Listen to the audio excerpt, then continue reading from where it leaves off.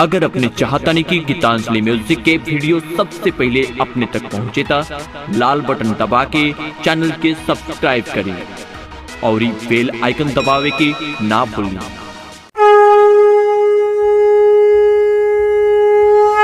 प्रेम से बोली छठी मैया की। होला दर्द मोरा मोरा मोरा छाती में मुस्कानवा के याद आवे राहती में तब होला दर्द मोरा छाती में होला दर्द मोरा मोरा मोरा छाती में म्यूजिक बाय डीजे उमेश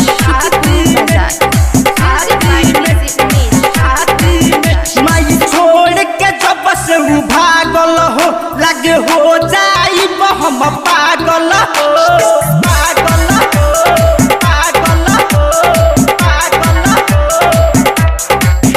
माई छोड़ के जब से भागल हो लगे हो जाई हम पागल हो।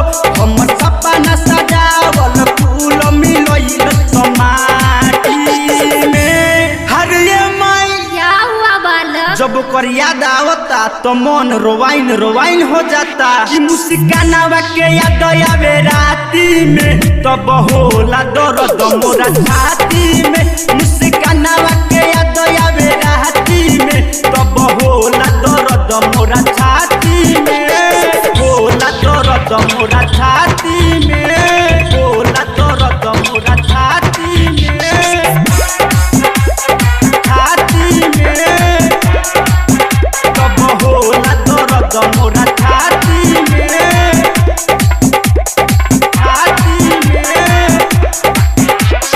डीजे उमेश सुखीपुर बाजार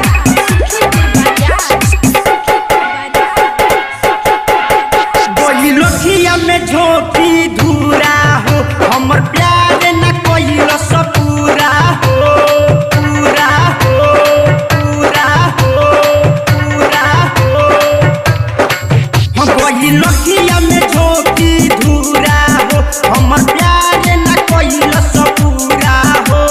ओकरा बिना ये महारानी हम बहानी अधूरा हो।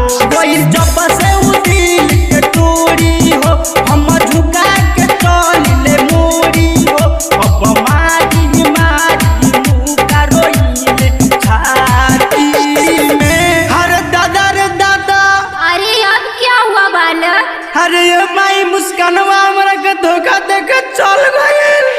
मुस्कानवा के याद आवे राती में तब होला दर्द मोरा छाती में।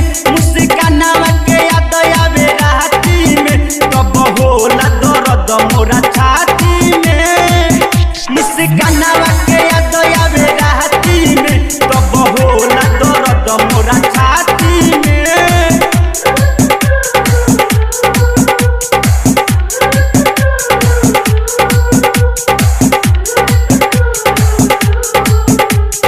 Music by DJ Umesh Sukhipur बाजार music by DJ Umesh Sukhipur बाजार। रहे कैसन माई हमर मजबूरी हो उ बिराज से बनवल सदूरी हो दूरी हो दूरी हो दूरी हो।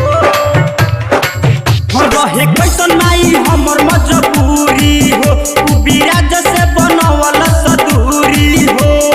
पानी लयन जान के दिल पर मारी गहिली छुरी हो। ओम प्रकाश के चोट लागल हो श्याम राके सरहे पागल हो। राइटर थरुआ हाथ चिरले बाटे टाटी में। अरे माई, अरे अब क्या हुआ बालक? मैं हाथ काट लेलबा मुस्कानवा के चलते। मुस्कानवा के याद आवे राती में तब होला दर्द मोरा छाती में। मुस्कानवा के याद आवे राती में तब होला दर्द मोरा छाती में। माई छोड़ के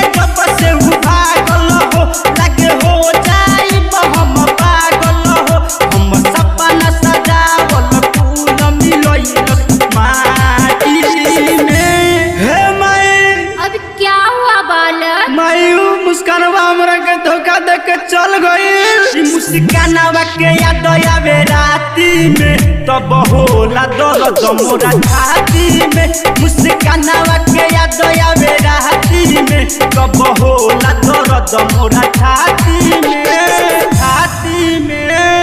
सुरताल से मचावे धमाल गीतांजलि म्यूजिक बीरगंज।